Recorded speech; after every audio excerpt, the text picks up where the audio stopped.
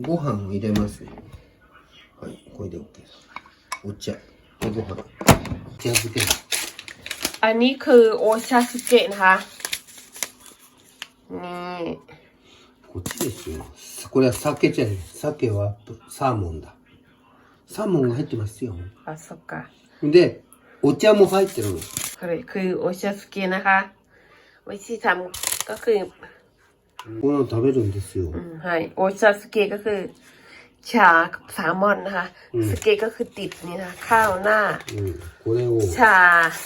入れますね。สึเกะนะ本当はなんかお茶をかけるんですけども、これもうお茶が入ってますから。ก็มาใส่น้ำร้อนนะคะนี่วิธีกินนะคะโอชาสึเกะโอ้โหมันก็ต้มนะนี่ก็จะมีแบบว่าชาเขียวแล้วก็ปลาแซลมอนนะคะรวมอยู่ในนี้ด้วยนะคะก็เป็นโอชาสึเกะนะคะนี่นะคะวิธีกินもっと you want to eat サーモンだったらここにサーモン。นี่ก็ถ้าจะใส่แซลมอนเพิ่มเติมก็ใส่แซลมอนที่เป็นแบบว่ามาเตะขวดแบบนี้นะคะที่เป็นแซลมอนแบบนี้นะคะ秋鮭って秋のサーモン。